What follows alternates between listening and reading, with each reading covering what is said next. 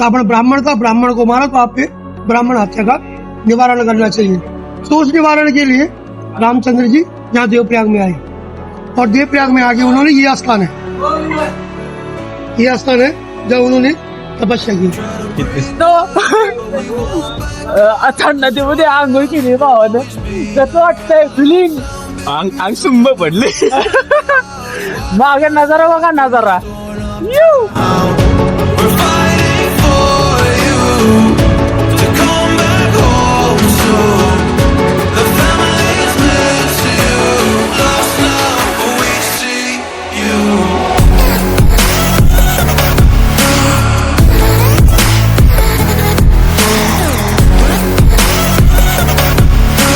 Lost now, but we see you.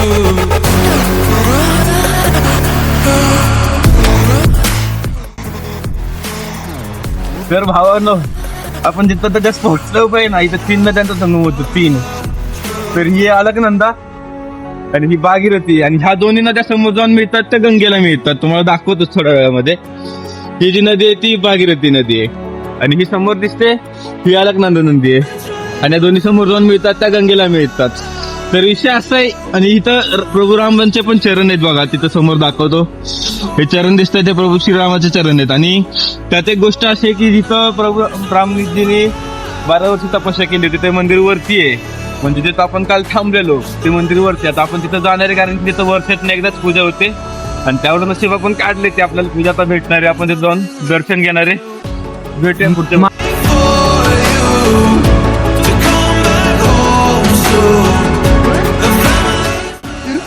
बहुत पुराना है, प्रथम शताब्दी का यह एक लेख है। तो मंदिर के पीछे लेख तो बहुत है, लेकिन एक प्रथम शताब्दी का है, तो उससे लगाया जा सकता है कि कितना पुराना मंदिर है। लेकिन जो लोक कथा है, जब रामचंद्र जी ने रावण को मारा था, तो रावण ब्राह्मण था, तो उसने ब्रह्म हत्या लगी थी। ब्राह्मण को मारना पाप होता है, कोई भी हो, तो उनकी ब्राह्मण हत्या लगी थी। वो क्षत्रिय थे, तो उसका निवारण के लिए जब वो वापस अयोध्या में आए तो रावण को मार के, तो वहाँ उनके गुरुओं ने बताया उनको, बोले रावण ब्राह्मण था, ब्राह्मण को मारा तो आप पे ब्राह्मण हत्या का निवारण करना चाहिए। तो उस निवारण के लिए रामचंद्र जी यहाँ देवप्रयाग में आए और देवप्रयाग में आके उन्होंने ये स्थान है जब उन्होंने तपस्या की। कितने साल तक? 10,000 वर्ष। 10,000 वर्ष तक तो यहाँ पे तपस्या किया, फिर उनको उस पाप से छुटकारा मिल गया। दूसरा यहाँ मेन है भागीरथी, जो गौमुख से आ रही है, भागीरथी है, जिसको भगीरथ आए थे, ये पितरों को उतारने वाली है। तो यहाँ पे रामचंद्र जी ने आके अपने पितरों का तर्पण और पिंडदान किया था, उसके बाद तपस्या। इधर से दूसरी गंगा जी आती है, उसका नाम है अलकनंदा। अलकनंदा आती है बद्रीनाथ अलकापुरी से। तो यहाँ पे अलकनंदा और भागीरथी का संगम है, और ये प्रयागों में प्रथम प्रयाग है। ऐसे ही 5 प्रयाग है, देवप्रयाग है, रुद्रप्रयाग है, ऐसे प्रयाग ऊपर की साइड बद्रीनाथ तक 5 प्रयाग है। तो ये प्रथम प्रयाग है 5 प्रयागों में, इसका नाम देवप्रयाग है। रुद्रप्रयाग अभी इधर से कितना दम? यहाँ से 70 किलोमीटर रुद्रप्रयाग है। वहाँ पे अलकनंदा और जो केदारनाथ से आ रही है मंदाकिनी, उन दोनों का संगम है। ठीक खा लिया जिड का प्रसाद खा लिया? हा, खाले. तर नमस्कार मंडळी, मी तुमचा लाडका प्रथमेश पुन्हा एकदा स्वागत करतो तुमचं आजच्या नवीन ब्लॉग मध्ये. कसं वाटतंय? पोचलो का ना शेवटी पहाडीमध्ये? कसा व्ह्यू आहे? आपलं फक्त आता इथं नंतर आपण काल थांबलो होतो देवप्रयाग मध्ये, माहितीच तुम्हाला, आता बघितलं असेल तुम्ही कालच्या व्हिडिओ मध्ये. तर आत्ताच्या तर दिसणार आहे, इथं तुम्हाला मज्जाच मज्जा येणार आहे. काय असले व्ह्यू दाखवणार आहे ना तुम्हाला आम्ही, बस मज्जा. तर आता फक्त आपल्याला इथनं अंतर राहिले किती? 104 किलोमीटर आपल्याला, म्हणजे ओमकारेश्वर टेम्पल जे केदारनाथच्या खाली, म्हणजे जे मूर्ती आणतात तिथं, ते 104 किलोमीटर राहिले इथनं. आता इथनं आपल्याला जायचं पहिलं श्रीनगरमध्ये. बघू आज आपण किती वेळात पोहोचतो श्रीनगर. इथं राहिले 33 किलोमीटर. तर तिथून आमची जर्नी पायी होणार आहे, कारण की देवाने इथपर्यंत पोहोचवलं आम्हाला, इथपर्यंत खेचलंय आम्हाला, इथपर्यंत. ते पण फक्त 10 दिवसामध्ये आम्ही पोहोचलो इथपर्यंत देवाने खेचलंय. आता इथनं देव म्हणणार आहे या, चालेल. थोडंच राहिले आता, या इथनं पुढे या, तुमचं तुम्ही बनणार आहे. तरी पण बघू, आम्ही प्रयत्न करू. गाडी भेटली तर आपलं नशीब आहे, नाहीतर तरी पण आपण जाणार तर आहे चालत.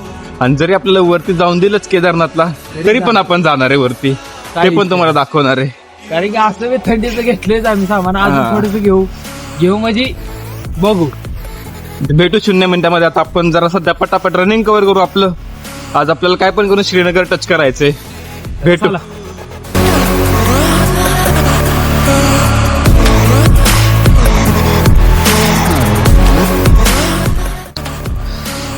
काय वाटतं, आम्ही 12 किलोमीटर चाललोय. दम लागलाय का? हा, थोडा तरी दम लागलाय का? कंटिन्यू 12 किलोमीटर चालतोय. हे व्ह्यू असा आहे ना भावांनो. बघा दाखवतो. काय थकवा आणि काय वजन सगळं ओके मध्येच. हा, कसं आहे, मोड पर हॉर्न का उपयोग करो. हा काय विषय कळत नाही भावांनो अजून. हे विचारायला तर कसं विचारायचं, कुठं विचारायचं बघू. सध्या तुम्ही व्ह्यूचा मज्जा घ्या. व्ह्यू मज्जा लो. सूरज चाचा देखो कैसा आहे. तर भावानो इकडं केदारनाथ रोड आहे आणि ह्यो जो बारका रोड बघताय ना ते उतरासू गाव आहे खाली, तिथं जातोय. तर आम्हाला झेंडा मिळाला होता रस्त्याला पडलेला, तो आता आम्ही ह्या रस्त्याला लावतोय. जर कधी ह्या रोडला आला आणि कधी हा झेंडा दिसला ना तर आम्हाला कॉलॅप करा बरं का. चांगला रोड रे.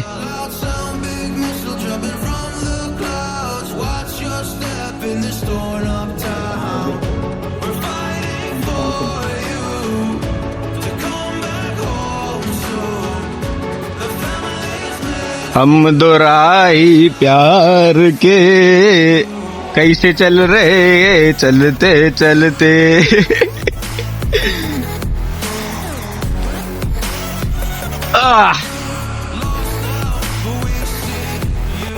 मग कसं वाटतंय? अजून काय वाटत नाही. जवळजवळ देवप्रयाग पासून निघलोय आम्ही सकाळी. 15 ते 16 किलोमीटर जवळजवळ चालतोय, कंटिन्यू चालतोय. गाडी तर एक पण थांबत नाही. गाडी थांबतच नाही ना. गाडी थांबतच नाही कारण इकडे टुरिस्ट लोक आहेत, टुरिस्ट सगळे फिरणारे लोक आहेत इकडे. आणि थांबत नाही. ट्रक वगैरे तर इकडे भेटणार पण नाही. हा दिसणार पण कवचित, पण तो थांबत नाही. तो त्याच्या कामात दोन जायचा. कंटिन्यू 15 किलोमीटर चालते पण काहीच वाटत नाही. वरती तिकडनं जरा पण असं हा कंटिन्यू 15 किलोमीटर चालते म्हणजे असा थकवा काय नाही अजून. म्हणजे जसं आपण हायवेला चालत होतो ना, आम्ही हायवेला कशी आमची तसं नाही काय सुद्धा. 5-10 किलोमीटर चालल्यानंतर तसं काय नाही. कारण नजारा दाखवतो ना तुम्हाला. नजारा जरा वर चढतो रिक्स घेऊन. कसं आहे, पहाडी येऊ आ गए पहाडी येऊ मी. कसा आहे व्ह्यू एकदम क्लासिक व्ह्यू आहे, क्लासिक. त्याच्यामुळे दमच लागत नाही. मला असं वाटतच नाही आम्ही चालतोय बिलतोय. मग काय फक्त ही खांद्यावर वजन नको पाहिजे होतं. माझं वजन स्प्रिंट मारत गेलं असतं 100 मीटरच्या. तर चला आपला अजून असंच प्रवास चालायचा कारण की आपल्याला नीटलं अजून 21 किलोमीटर चालायचंय. कारण की आपला स्टॉप आज 21 किलोमीटर श्रीनगर आहे. श्रीनगर आहे. तर चला भेटू 0 सेकंदात.